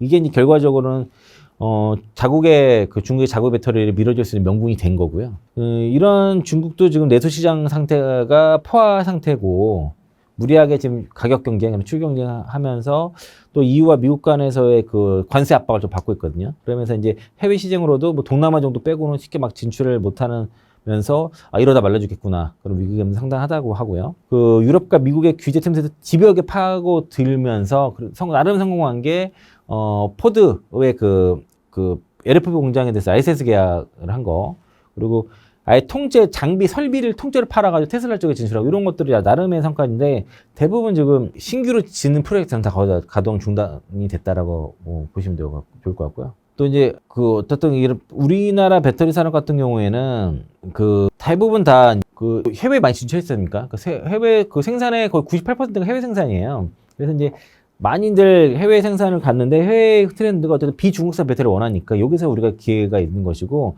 지속적인 원가 절감이라든가 이런 기술 개발을 통해서 우리가 이제 이 기회를 잡아야 된다는 거죠. 그리고 우리가 잘할 수 있는 게 어쨌든 간에 고객사가 요구를 하면 그걸 금방 만들어내는 거거든요. 경쟁력은 분명히 있는데 이게 시간이 얼마 안 남을 수 있다. 그렇게 보는 겁니다. 그래서 이제 오늘은 좀 주가가 포스코홀딩스가 2분기 실적이 6,400억 정도 영업이익 정도 나올 것 같은데 2000년 소재가 뭐 1,000억 정도, 1,000억 이상, 1,000억 정도 적자인 것 같다라고 그런 분석들이 나오면서 오늘 당중 31만 원 깼습니다. 근데 이제 최근에 6월 18일자가 이쯤이 있고요. 이때 거예요. 이때 겁니다. 이때요. 요날. 방송날. 그러고서 쭉 올라왔거든요. 그러니까 중국발 구조적인 수혜가 되는 2차전지 뭐 대표적인 포스코홀딩스, LG화학 이런 기업들이 된다는 거고요. 그러면 우리 배터리 3사는 이런 캐즘을 어떻게 극복하는지에 대한 기사가 매일경제에서 나왔는데 엔솔 같은 경우에는 지행과의 합작법인 얼텀 센즈 중심으로 해서 북미 전기차 배터리 공급을 확대를 하고 또 이제 얼텀 상공장이었잖아요. 여기에 대한 지분 100% 확보해서 독자적인 북미 생산 체계도 구축을 하고요. 차세대 4680 원통형 배터리 개발을 가속화하고 체리 자동차에도 3번기 배터리 공급을 할 체계를 했죠. SDI는 증세를 늦다 보니까 최근에 이제 2조 정도 유상증자를 했고 유럽 시장 공략을 계속 중점을 두면서 그러면서 헝가리 유증 자금 대부분 헝가리 공장에 많이 들어가거든요. 또 이제 BMW와 아우디 등의 그런 업체들과 협력을 해서 어떤 고부가가치 제품 위주로 좀 사업을 펼치려고 하고 있고, 뭐 전고체 배터리 27년 목표로 하는 것도 뭐 그대로 유지되고 있습니다. 저는 SK온이 실적 얘기가 좀 많이 나오는데, 어쨌든 북미 쪽에서의 ESS 시장 진출도 좀 준비하고 있고, LNF랑 LFP 배터리 양극재 공급 계약에 대한 공급을 위한 MOU 맺었거든요. 근데 금감원이 LNF에 대해서 그거를 좀 약간 반려시켰어요. BW 발행하는 것들 대정을 걸어서 이거 좀 더 LNF가 어떻게 지금 증설 자금 마련할지 좀 봐야 될 것 같고, 이렇게 LFP 배터리 특히 ESS적으로 생산을 하게 되면은 AMPC 맞아 받을 수 있죠. 지금 현대기아차 최근에 아이오닉 5랑 아이오닉 9 때문에 생산 많아져가지고 미국 공장 가동률 100%라 그러거든요. 그러면서 보조금 많이 받을 것 같고 요 얘기입니다. 그래서 북미 공장이 개장 3년 만에 처음으로 풀가동되고 있다고 합니다. 조지아주 커머스시에 있는데 SK온의 미국 생산법인 SK 배터리 아메리카에서 셀 생산 라인 12개가 전부 다 풀가동되고 있습니다. 이게 현대차 쪽으로 9개 라인이 배정되어 있는데 이것도 풀가동되고요. 올해 3월부터 가동됐는데 아이오닉 5랑 9 생산이 시작되자마자 배터리 공급이 폭증을 했습니다. 특히 아이오닉 9이 배터리 용량이 110.3kWh예요. 이 굉장히 큰 배터리가 들어가면서 아이오닉 5의 1.5배 수준의 배터리 셀이 들어가요. 굉장히 많이 들어가는 거죠. 그러면서 이제 SK온 실적도 좋아진 것 같고, 그리고 지금 12개 중에 9개가 현대차 쪽이고 나머지가 그냥 다른 쪽인데, 기아에서 생산하는 EV6, 기아 조지아 공장 생산하는 EV6와 EV9에도 SK 모터리가 들어갑니다. 그리고 지금 SK온이 일단 2분기는 북미 공장 가동률이 풀가동되기 때문에 일단 그 상당히 이제 그 적자폭을 좀 줄일 것으로 예상하고 있고, 배터리 생산 늘면 될수록 AMPC를 많이 받았기 때문에 진짜 빨리 올라가요. 이게 시너지 효과가 이제 배가 되고, 특히 이제 현대차 그룹과의 지금 궁합이 잘 맞는 것 같아요. 현대차가 지금 나름 어쨌든 굉장히 선방하고 있으니까. 그리고 SK온은 미국에서의 포드와 합작 법인과 블로버 SK와 그 현대차 그룹의 조인트벤처 설비도 가동 준비 중이니까 증설 순환 그 사업 자체는 이제 증설 일정 순항하고 있다고 보시면 되겠고, 그리고 김정관 산업부 장관 후보자가 이제 반도체 2차 전지에 대해서 한국형 IRA 세액공제 생산 세액공제 추진한다고 발표가 있었습니다. 아마 이달 말쯤 이런 거 나올 것 같아요. 그러면은 이런 그 정부 정책을 이용한다 그러면은 반도체 소부장 쪽에서 좀 싼 거, 그리고 뭐 2차 전지 소재 쪽에서도 좀 만만한 거 이런 것들 좀 투자해 보시는 것도 괜찮을 것 같고요. 2차 전지와 반도체와 2차 전지 소재 중심의 한국형 IRA 법을 도입을 추진하겠다고 합니다. 그래서 이제 생산자 소액공제도 제도를 적용을 확대를 하고, 이렇게 되면은 이제 반도체 기업들, 삼성전자, SK하이닉스, 양극재, 음극재, 핵심광물 위주로 한다 그러면은 그런 기업들 수혜가 되겠죠. 그래서 이제 요거 관련해서는 결과 나오면은 한번 좀 기대해 보셔도 좋지 않을까. 어쨌든 정부가 처음으로 정책다운 정책을 시행하는 거니까 그렇고요. 그리고 이제 요게 이제 그 한국일보 기사를 제가 정리를 한 건데요. 그 AESC라든가 고션 하이테크 등이 그 미국에서 짓기로 하는 공장들을 다 중단했습니다. 이런 이유들이 결국에는 그 미국에서 중국 배터리를 견제하는 수단으로 관세 문제가 제일 큰 것 같아요. 공장 지려면은 장비들을 들여와야 되는데 관세 때문에 너무 비싸니까 원래 생각했던 비용보다 더 많이 나오다 보니까 포기하는 일들이 나타났고요. 그렇게 되면 K배터리 기업들 엔솔은 뭐 미국에 공장 7개 있고 지금 운영하고 건설 중이고요. SK온도 2개 자체 공장 포함해서 6개 공장 확보할 계획이고, 삼성 SDI도 1개 운영하고 2개 추가 예정이라서 다 수혜가 될 겁니다. 이렇게 되면요. 결과적으로 뭐 경쟁사가 배터리 3사 국내 우리 업체들 빼고는 중국 업체들이 못 들어온 상황이 되다 보니까 일단 미국 시장에서는 분명히 기회가 될 것으로 예상이 되고요. 그리고 업체별로 그 공장 현황이거든요. 여기 운영 중인 공장, 그리고 건설 중인 공장, 그리고 이제 발표한 공장 이렇게 해서 보면은 일단 엔솔이 많죠. SK온 같은 경우는 조자 주공장이 좀 중요한 것 같고요. 그래서 만약에 배터리 산사 중에서 지금 투자 관점에서를 보시면 뭐 지금은 엔솔 정도밖에 없는 것 같습니다.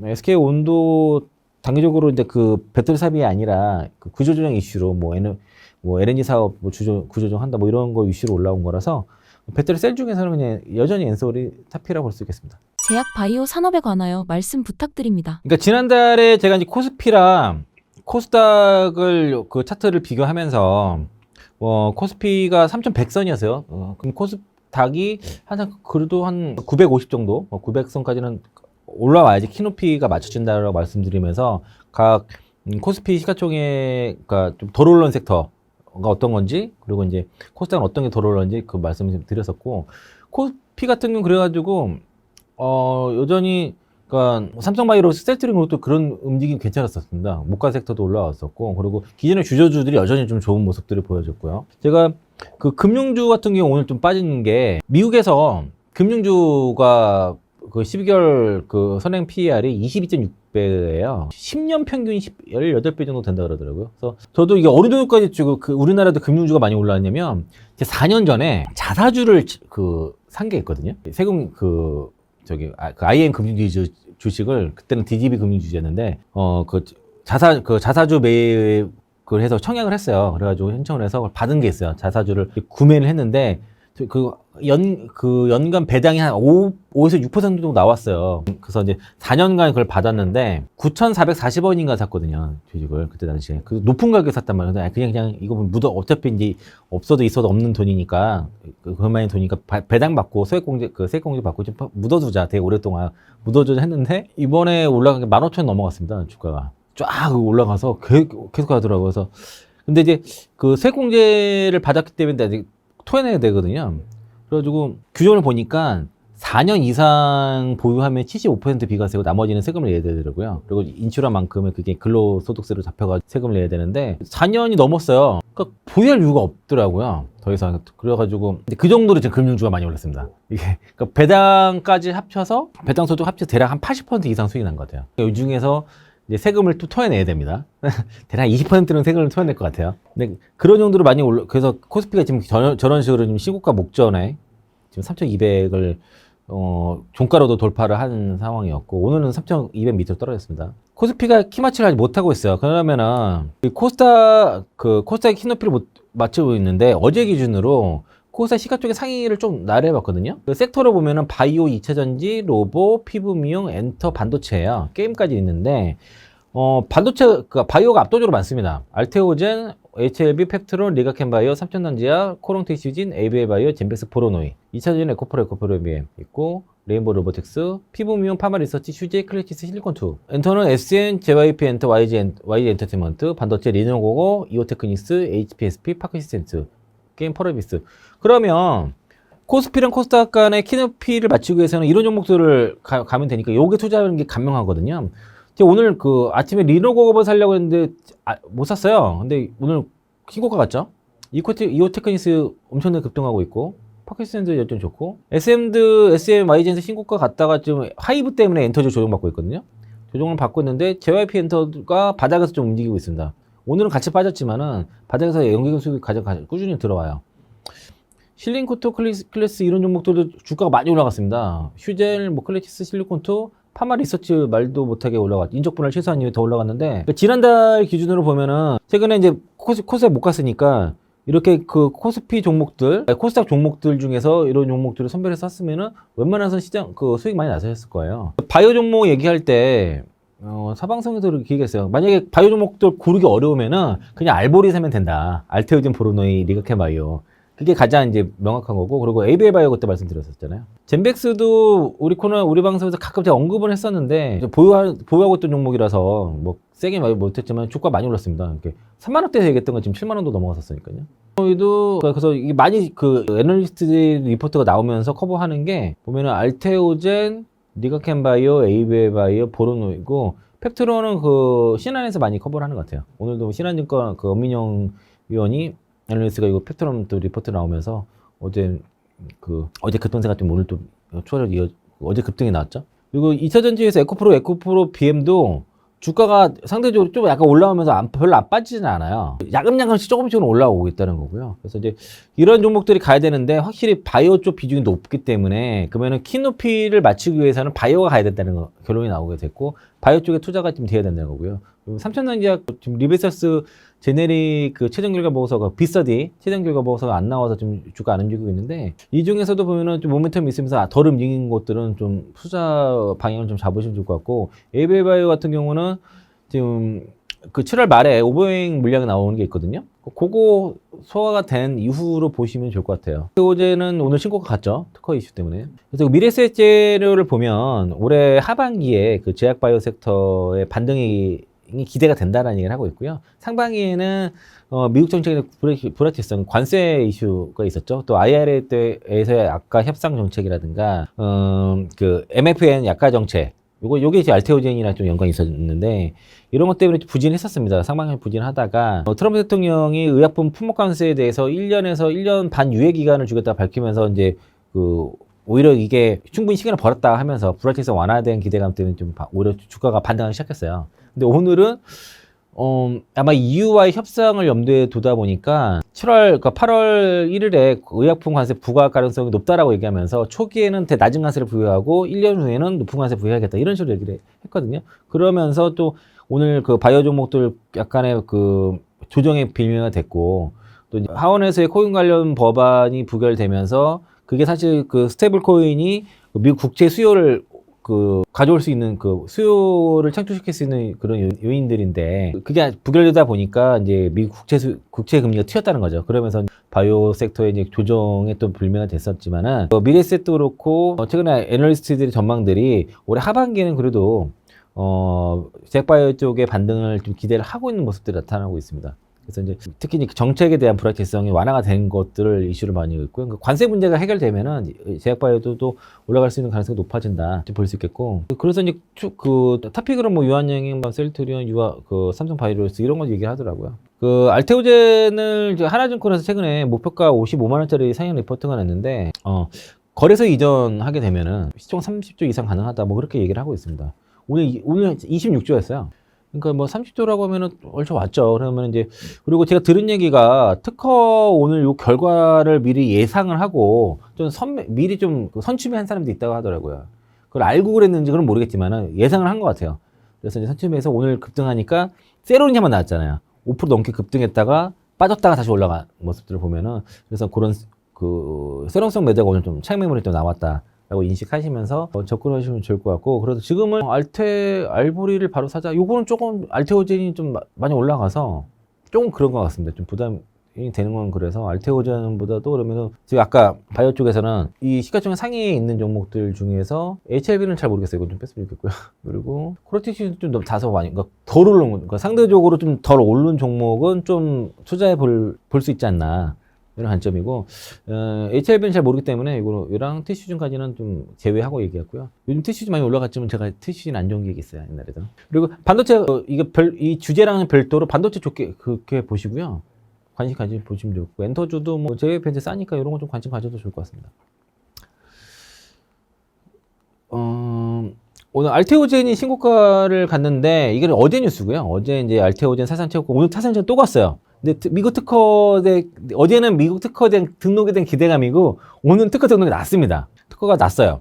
그래서 이제 미국 특허 쪽에 그 ALT B4에 대해서 이게 지난달 5일에 신청을 했고 16일에 그러니까 오늘자로 기준으로 아마 그 등록이 났더라고요. 그래가지고 요게 대해서 알테오젠의 독자적인 그 기술의 독자성을 인정받는 중요한 계기됐다라고 얘기를 하고 있어서 그래서 요거는 오늘 좀 약간 세력성 매도가 나온 거는 좀 염두에 두셔야 된다. 그래서 이거 가지고 추격하기는 좀 부담이 된다 말씀드릴게요. 트럼프 대통령이 의약품 관세를 1년에서 1년 반 유예한다고 했다가 오늘 8월 1일까지 부과할 가능성이 높다라고 이렇게 얘기했어요. 갑자기 그러면서. 그러니까 이걸 제가 왜 이런 말을 하지라고 봤을 때 대체로 이게 유럽을 겨냥한 것 같다라는 겁니다. 그런 분석들이 있고 그래서 아마 이달 말쯤 시작할 건데 초기에는 낮은 수준의 관세로 시작하고 제약회사들이 충분히 뭐 미국의 공장을 이제 이전을 하기 전까지 1년 정도 시간 준다. 그 이후에는 매우 높은 관세로 올릴 것이다라고 얘기를 해가지고 근데 이것 때문에 뭐 어떤 그 오히려 이 확정이 된다 그러면은 이제 그 불확실성을 해소가 된다고 봐야 되는데 일단 협상 요인이 가능성이 높다라고 이렇게 보고 있습니다. 그리고 이제 그 제약바이오 쪽에서의 최근에 긍정적인 뉴스들 기대감이 있는 것들은 올해 그동안 이제 기술 이전 그 에러가 역대급으로 달성된 거고요. 올해 상반기면 12주 정도 달성이 됐습니다. 그 지난해 전체가 6조 4천억이었는데 거의 2배에 달하는 수치가 나왔고 그래서 하반기 추가가에 따라서 21년도에 역대 최가치가 15조 7천억인데 그 넘을 써서 20조도 지금 얘기가 나오고 있고 에이벨바이오가 그 그래파디 B에 대한 기술 이전을 GSK에다가 4조 1천억 원 정도 규모를 했는데 아마 추가 얘기가 있는 거 추가 이 정도 수준의 추가 에로의 가능성이 있는 것 같습니다. 연내 아마 얘기가 있는 것 같아요. 근데 이제 올해 이번 달 말에 오버행 이슈가 있으니까 이게 또 많아요, 금액이. 그래서 이제 그거 오버행 이슈만 잘 지나게 돼서 그 오버행 이슈로 인해서 주가가 잘 조정받게 되면은 이제 기회가 되겠죠. 회사에서는 뭐 그 투자자들 동의를 받아서 오버행 이슈가 좀 없을 거다라는 쪽으로 막 공유를 했지만 가봐야 합니다. 확인하고 물량 나오는지 확인하고 그로 인한 조정은 기회가 맞을 것 같다. 에러가 날 가능성이 높다고 봐요. 테오젠도 아까 그 이전에 그 피아 주사 그 SC형의 변형 기술은 그 ALT B4를 2조 정도 기술 수출했고요. 여기다 그 특허 등록하면서 주가가 오늘 급등했죠. 그래서 이제 이러한 추세가 그 글로벌 빅파마들이 특허 만료로 인한 파이프라인의 공백을 메우기 위해서 초기 R&D 투자보다도 검증된 기술을 외부에서 도입하는 게 더 효율적이다는 판단에서 이제 이렇게 기술 이전들이 지금 일어나고 있는 것이고 올해 하반기에 신흥 바이오텍에 대한 그 기술 이전에 대한 기대가 오늘 앞타바이오가 뉴스가 났어요. 그 단독으로. 근데 뭐 이게 뉴스 나와서 그 급등을 한 거라서 이거를 저는 의문은 뭐냐면 공시가 아니고 뉴스로 나와서 기술 그런 식으로 급등하는데 그건 좀 약간 좀 이상해서 그런 건 조심하시면 될 것 같아요. 어쨌든 최근에 그 미국 바이오 USA에서 동생 임상 그 항암제 파이프라인 그 16에 대한 그 뭐 글로벌 제약사들의 관심이 높다고 하고요. 이게 에로 얘기가 있나 봐요. 있는데 이제 뉴스가 나와서 급등 나왔는데 이건 좀 확인을 해보셔야 될 것 같고, 그러니까 그렇게 급등 나올 때 쫓아가는 건 아니다. 그리고 에이비온이 최근에 1조 8천억 기술 수출 계획 공시하면서 주가가 엄청 급락했다가 이것 때문에 그냥 연일 상한가 갔었죠. 리가케바이오도 신약 개발 플랫폼인 그 콘졸에 대한 기술 이전 추진 중이고, 리가캠은 뭐 기술 이전 애로 누적 규모가 9조 원입니다. 제가 아까 알보리 말씀드렸잖아요. 그 중에 하나니까 관심 갖고 보셔도 좋을 것 같습니다. 뭐 저는 그래서 만약에 이제 바이오텍 종목 중에서 보신다면 알테오제는 그냥 보유자 영역으로 좀 보시면 좋을 것 같고, ABL 바이오는 아까 제가 그 오버행 이슈 이후에 접근 괜찮을 것 같고, 리가캠은 최근에 올랐어요. 먼저 연기금이 막 하면서 올라가고 그러는데 아마 투자자문서 이런 쪽에서 좀 리가캠을 잘 모으는 그 매집을 하는 것 같습니다. 캠바이오도 뭐 좋은 관점에서 관심 있게 보시면 좋을 것 같습니다. 그리고 요거는 이제 그 텔레그램에서 이제 루팡 텔레그램 채널에서 나온 얘기가 이제 최근에 IRA법 수정이 있었잖아요. 거기에 이제 그 약가에 대한 얘기도 있었어요. 그 식이질환 치료에 대해서 그 가격 통제가 폐지가 됐다고 그러고요. 그 원래 그래서 그 이번에 이제 그 공화당 예상 조정 법안에 그 식이질환 치료에 대해서 IRA 가격 통제가 폐지된 규정이 들어가서, 그러면은 이제 그 식이질환 치료제를 FDA에서 이제 승인을 받아서 판매를 하려는 기업에서는 호재가 되겠죠, 이런 뉴스들은. 그리고 이게 이제 원래는 첫 번째 그러니까 그러니까 식이질환 치료제가 품목을 받으면은, 그러고 나서 약가가 책정된 다음에 그 다음에 이제 그 적응증이 확장이 되지 않습니까? 그럴 경우에는 그 가격을 되게 좀 다운되도록 되어 있었어요. 근데 이제 그런 것들이 좀 그러니까 단일 질환에만 가격 통제가 면제가 됐는데, 이게 이제 그 다수 질환에서도 적응증이 그러니까 적응증이 추가됐을 경우에 면제가 되는 상태라서, 이런 거는 사실 뭐 젠백스라든가 이렇게 식이질환 치료제 개발하는 업체들은 호재라고 보시면 좋을 것 같고요. 그리고 여전히 이제 그 보면은 어제 펩트론이라든가 뭐 D&D 파마텍 같은 그게 핫하게 올라가지 않습니까? 그럼 또 국내에서 바이오텍에서도 뭐 항암제뿐만 아니라 비만 치료제 쪽이 핫하게 올라가고 있는데, 거기서 글로벌 시장에서도 2030년 기준으로도 비만 치료제 여전히 대세라고 보는 겁니다. 그래서 특히 GLP-1 유사체 시장이 연 20% 이상의 고성장이 2030년까지 이어질 거라고 보고 있고, 여기에 이제 그럼 대표적으로 릴리라든가 이제 노보노디스크가 뭐 업계 매출 뭐 탑을 다룰 거고요. 거기에 치료제인 릴리의 당뇨피료제 마운자로 비만 치료는 제파운드가 2030년도에 전 세계 매출 1위, 3위를 기록할 것으로 예상하고 있는 거고요. 노보노디스크의 오젬픽과 위고비도 한 5, 6위 정도 차지할 것으로 예상하고 있어서, 여전히 그래서 이제 이런 그 비만 치료제 시장이 2030년에도 대세가 될 거면서, 특히 GLP-1 유사체 시장이 굉장히 성장성이 크다. 관련된 종목들 뭐 지금 올라가고 있지 않습니까? 펩트론은 그렇게 올라간 거고, 삼천전지약은 지금 기다리는 재료가 있기 때문에 지금 못 가고 있는 겁니다. 얘만의 재료가 있기 때문에. 요거는 이제 위고비랑 제파운드가 출시된 지역이고요. 여기 보라색은 두 개가 같이 다 출시된 지역이에요. 그리고 빨간색은 위고비만 출시된 지역. 그리고 약간 청록색은 제파운드만 출시된 지역인데, 여기 색깔 안 칠해진 출시가 안 되는 거예요. 이게 뭔가 포화란 느낌보다 뭔가 시작이라는 느낌이 안 되나요? 그렇죠? 확장성. 그리고 그래서 이제 제약 당뇨 비만 치료제 시장은 이제 많이 굉장히 급성장을 했지만, 어쩌면 이제 굉장히 이제 꽃을 피우려고 시작하는 시기다. 이제 시작이지 않나 이렇게 보여지고요. 그리고 당뇨 비만 치료제가 사실 치료 중량이 높아요, 의외로. 이유가 비용이 가장 큽니다. 그리고 이제 그 주사제로 많이 받다 보니까 좀 불편한 것도 있고 그러거든요. 그래서 이제 그렇게 되면은 당뇨 비만 치료제가 어떤 그 치료 중량을 낮추기 위해서는 가격이 싼 복제 같은 게 제네릭이 좀 많이 나오고, 그리고 이제 주사제보다는 경구용이 더 나온다 하면은 이런 치료 중단이 훨씬 줄지 않을까 싶고요. 여기 그 닥터고비의 투자 인사이트라고 해서 어제 그 비만 관련 주식 총정리라고 이렇게 나오더라고요. 그 종목들을 보면 다 읽지는 않겠습니다. 그 펩트론, 이멘트질의 킵스파마, 일동제약, 뭐 D&D 파마텍, 케어젠 이렇게 돼 있는데, 펩트론 오늘 5조 넘었죠. 그래서 이제 여기 뭐 이런 내용들을 제가 읽지는 않겠고, 이런 내용 이런 기업들이 있다 정도로 보시고, 여기 빠진 게 제가 아까 말씀드린 삼천전지약이 빠졌어요. 그래서 이거 뉴스가 그 비즈니스 포스트에서 나왔던 뉴스를 제가 그냥 요약을 한 겁니다.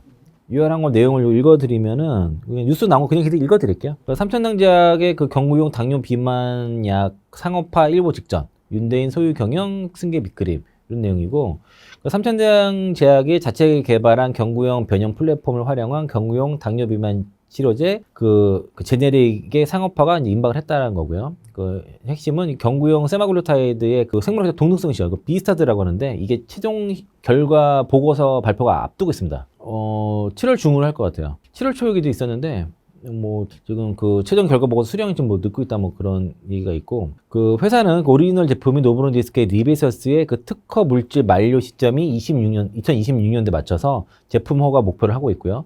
삼성전자는 자체 기술인 에스페스 플랫폼을 통해서 리베서스의 제형 특허를 폐표할 수 있다고 얘기하고 있습니다. 그래서 이제 그 80에서 125% 독립성 그 범위만 들어가게 되면은 독립성 입증을 하게 됐고 이미 4월 8일에 그 성공했다고 발표를 했었어요. 근데 세부 데이터를 발표를 안 해가지고 그게 좀 나와야 되겠고 이를 통해서 26년 물질 특허 만료와 동시에 시장에 진입하는 조기 상업화에 기대를 하고 있고요. 조기 상업화에 성공할 경우 최소 5년간 세계 유일의 경구용 세마글루타이드 제네릭으로 시장을 선점할 수 있을 것으로 전망된다고 합니다.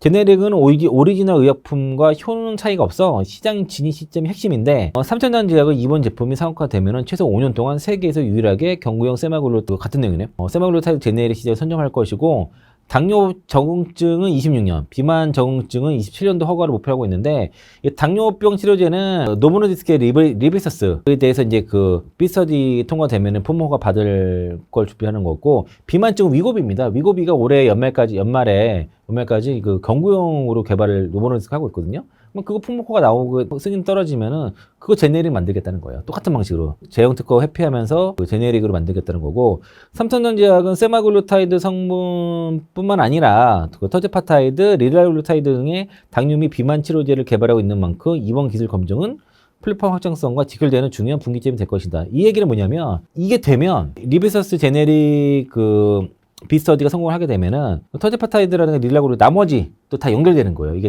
경구 인슐린까지 다 연결되는 그런 거고 오늘과 승계와 맞물린 시장 시점 시장에서의 관심을 갖고 있는데 생동성 시험 발표가 공교롭게도 이번에 오너 일가의 지분 승계의 본격화 맞물려서 시장에서 관심을 갖고 있는 거고요. 내부적으로는 이게 상업화 성공 가능성을 높게 보고 있는 게 아닌가. 왜냐면은 보통 주가 낮을 때 지분 증여가 이루어지는 경향이 있는데 이게 만약에 상업화가 실패를 한다고 봤을 때는 그러면은 실패 발표 이후에 하겠죠. 지분 증여를. 근데 이전 했던 거는 그러면은 나중에 주가가 올라가는 데 높게 보기 때문에 오히려 그 발표 전에 한 게 아닌가라고 하고 있는 상태고요. 그리고 이제 상업화와 불확실성에 대한 뭐 전문가들의 의견은 그 품목 이게 이제 삼성전자약의 주양에서 맞더라도 그 생동성 시험에 성공을 하더라도 반드시 뭐 상업화가 완전히 보장된 건 아니다. 뭐 그런 얘기를 하는 거고요. 그래서 이제 삼성전자약에서는 그 생동성 시험 결과는 발표 시점에 맞춰서 보도자료와 IR 등을 통해 공개할 예정이다라고 말했다고 합니다. 그리고 그래서 이제 삼성전자를 가져오신 분들이 제일 답답해하는 게 언제 발표하는데 저도 모르겠어요. 근데 이제 차분히 기다려 보시면 좋을 것 같고 이미 이제 4월 8일에 성공했다고 발표를 했기 때문에 실패 데이터 나오지는 않을 것 같아요. 근데 어떻게 이제 그걸 잘 설명을 해서 시장을 잘 설정할 것인지 그게 좀 관건이라 이거 보시면 좋을 것 같습니다. 마지막으로 구독자분들께 한 말씀 부탁드립니다. 7월 달에 어쨌든 코스닥의 반등을 좀 말씀을 좀 드렸었는데 8월 달은 좀 조심을 하셔야 될 것 같아요. 왜냐면은 8월 달은 이제 그 관세 부과가 이제 본격화가 되고 또 이제 미국에서 채권 발행을 하게 됩니다. 그래서 이제 그 스테이블 코인 관련 법도 필요한 거예요. 그런데 지금 일본과의 관세 협상이 잘 안 될 경우에 일본이 지금 그 사실 미국채를 가장 제일 많이 들고 있고 그동안의 주요 수요원이었는데 일본이 국채를 안 살 수도 있거든요.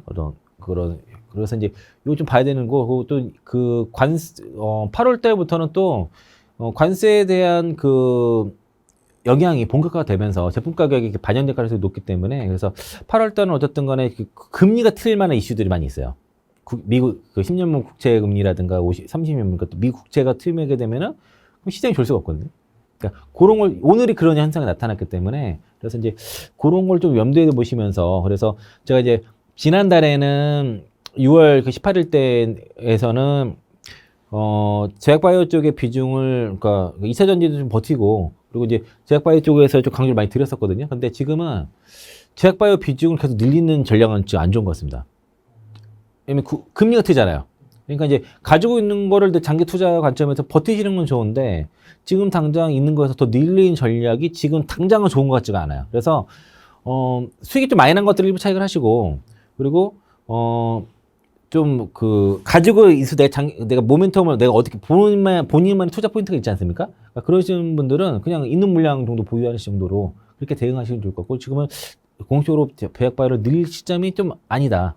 8월 달에 좀 조정 가능성이 있기 때문에 그거 좀 조심하시면서 접근을 하시고 어쨌든 간에 7월의 중순에 이제 오늘 좀 흔들리지만 어떤 관세 이슈가 본격화될 때는 조정 가능성이 있으니까 조금씩 준비를 하시고 그리고 그 현금화를 하시는 기준을 뭘로 보시면은 고객 예탁금 대비 신용 잔고 비율을 항상 체크를 하세요. 저는 항상 체크하고 있고요. 오늘 이제 고객 예탁금이 68조 전일적으로 했고 신용 잔고가 21조가 넘었는데 대략 그렇게 되면은 그 31% 정도 되고요. 35%를 넘어가면은 경계를 해야 됩니다. 그러니까 이제 30% 이하는 바닥이고 주가 바닥일 때 나타나는 현상인데 31%는 되게 양호한 거예요. 여전히 유동성 장세고 35% 넘어가면은 경계를 해야 되고요. 40% 육박을 하면은 적극적으로 현금화를 해야 돼요. 지난해 예전에 3,300 갔을 때 그때 신용 잔고 비율이 40% 넘었었습니다. 그래서 부러진 거예요. 예. 이제 40%를 기준으로 해서 그걸 보면서 아직 시장은 좀 조정 나오도 크게 걱정하지 않겠구나. 그런 판단을 하시면 좋을 것 같고 지금은 고객 예탁금 비율 고객 예탁금 대비 신용잔고 비율이 아직 안정적이다. 봐서 큰 조정은 아니겠지만은 약간의 조정을 좀 조심을 해야 될 필요는 있겠다. 그래서 너무 많이 올라간 것 종목들은 그 코스피 쪽에서 많이 올라갔잖아요.